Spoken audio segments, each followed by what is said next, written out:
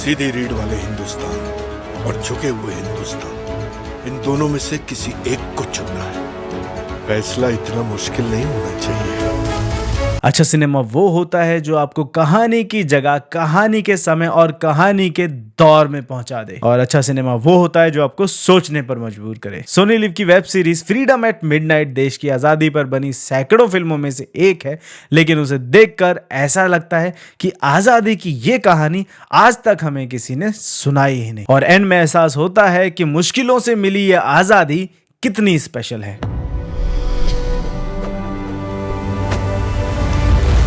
Hello friends, आशा करता हूँ आप होंगे बढ़िया और आप देख रहे होंगे बॉलीवुडिया।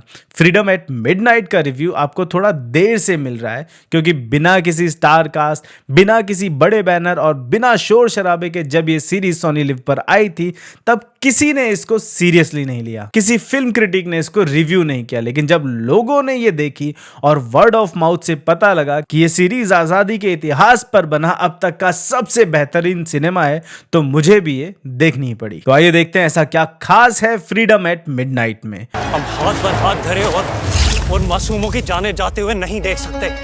जिन्ना के साथ कोई समझौता नहीं होगा। नंबर 1, एक्टिंग या यूं कहें कास्टिंग। आपने बहुत सी इतिहास पर आधारित फिल्में देखी होंगी, मंगल पांडे, मनमोहन सिंह पर आधारित एक्सीडेंटल प्राइम मिनिस्टर या नवाजुद्दीन की ठाकरे। किसी ने भी देश पर छाप नहीं छोड़ी, जिसका कारण है कि आप जाने माने एक्टर्स कैरेक्टर कम लगते हो, एक्टर ज्यादा लगते हो। इसलिए इस फिल्म में कोई बड़ा एक्टर नहीं लिया गया। तो जब आप ये सीरीज देखोगे तो आपका ध्यान इस पर नहीं जाता कि अनुपम खेर मनमोहन सिंह की कितनी अच्छी एक्टिंग कर रहे हैं या नवाजुद्दीन ठाकरे की। आपको लगता है आप मनमोहन सिंह और ठाकरे को ही देख रहे हो, और इस मामले में ये सीरीज नंबर 1 है। चिराग Vohra S Gandhi, Rajendra Chawla S Sardar Patel, Arif Zachariah S जिन्ना और सारा भाई वर्सेस सारा भाई इसका रोशेश राजेश कुमार एस लियाकत अली खान। लेकिन सबसे बढ़िया जो रोल किया है वो है सिद्धांत गुप्ता एज जवाहरलाल नेहरू। बस एक रेडियो मिर्ची वाली आरजे मलिश्का को सरोजनी नायडू बनाया है, वो बहुत इरिटेटिंग है। Number 2, story. किसी भी सिनेमा में स्टोरी का रोल बहुत इंपॉर्टेंट होता है, लेकिन हिस्टोरिकल सिनेमा में तो और भी ज्यादा। और मैं सही गलत फैक्ट्स की बात नहीं कर रहा, फैक्ट सही हूं वो तो जरूरी है ही, लेकिन उतना ही जरूरी है कि कौन से फैक्ट्स दिखाए गए हैं और कौन से छुपाए गए हैं। हिस्ट्री में दिखाने को बताने को इतना कुछ होता है कि अक्सर ऐसी फिल्मों में बस एक कैरेक्टर का पॉइंट ऑफ व्यू दिखाया जाता है। इस सीरीज की स्पेशलिटी यह है कि ये हिस्ट्री को हिस्ट्री की तरह दिखाती है, किसी ऑटोबायोग्राफी की तरह नहीं कि एक ही कैरेक्टर की आंखों से सब कुछ दिखाया जा रहा है, और यही बात इसको इंटरेस्टिंग बनाती है। Number 3, balance. ये सीरीज किसी को हीरो, किसी को विलन के रूप में नहीं दिखाती, जो जैसा हुआ वैसा दिखाती है।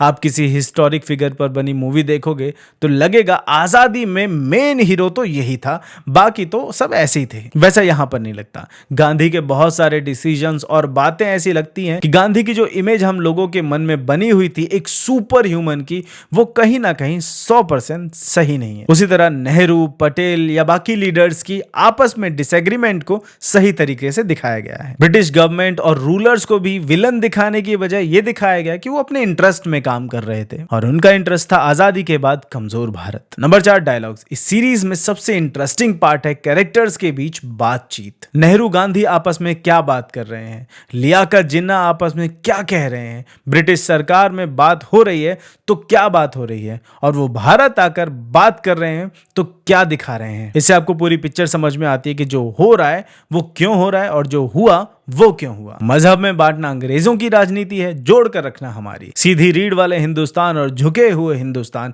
इन दोनों में से एक को चुनना है।